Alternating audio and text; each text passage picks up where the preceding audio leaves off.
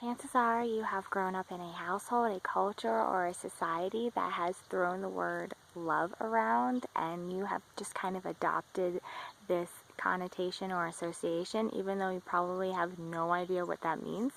Love is kind of thrown around like vicariously and like nonchalantly, and I feel like people have no idea how to love other people, which is really important because people need to feel loved in order to feel kind, to feel good about themselves, to want to understand other people. And I feel like the word is completely like lost in like translation. So my opinion of love is to welcome a subject or someone unconditionally and to completely understand them. So it's really helpful to understand a subject or a person that when it comes to loving someone. So this is very helpful when it comes to friendships, relationships, parent and sibling relationships, because when people feel understood, they're going to be more open and they're going to feel more safe.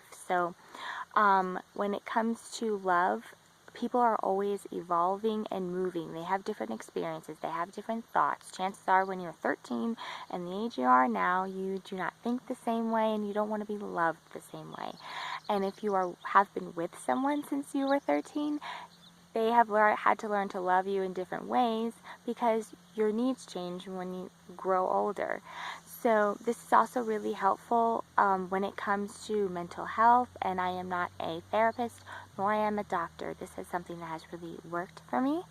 And when it comes to mental health and addiction and eating disorders, bipolar disorder, gambling addiction, depression, alcoholism, any kind of addiction or kind of a demon that I like to call that is present within your life, it needs to be understood and therefore loved so that it can evolve into something that is more nicer, or it's more kind of like an integration within the self.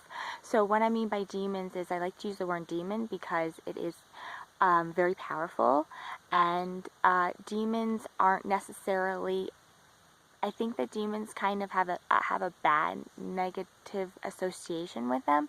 I mean, I don't think that they're positive, but I do think that they serve a purpose. So in my opinion, a demon is a thought that has basically not served you and has kind of molded into your reality that's something that is palpable, such as negative thinking, depression, bad relationships, self-hate, cutting, self-mutilation, eating disorders, anywhere from too much vanity, not having enough compassion, like anything that's destructive within your life.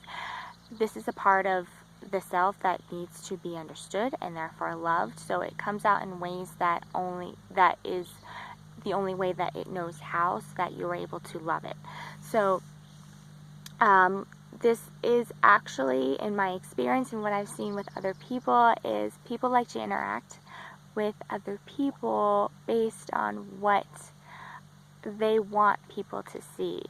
So if somebody really feels really meek and vulnerable and not really smart or not really independent, they might put on this facade of being really warrior type and really strong and wise and really tough, and so people are going to see that, and so they're going to treat them in a way that they see. So this person might really want to be rescued, but they put on this facade and hoping that people rescue them when they're not getting that need met, so they're not being understood and therefore they can't be loved. And I also touched on this subject a little bit in my blog post called Why You Don't Feel Loved. I do have a modern day empath blog, and I did a blog post that touched a little bit on multiple personality disorder or dissociative identity disorder, and basically